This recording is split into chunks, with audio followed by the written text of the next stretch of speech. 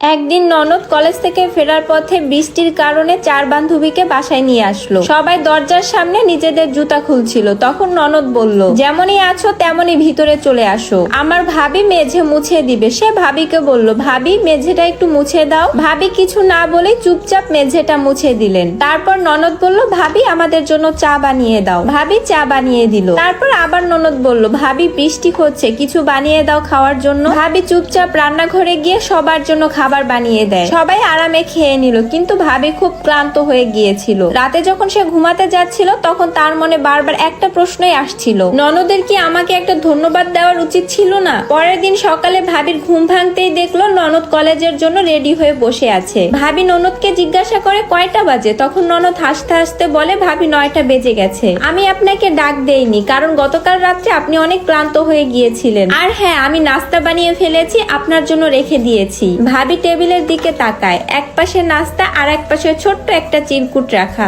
যেখানে লেখা আছে, থ্যাংক ইউ ভাবি, আপনি সব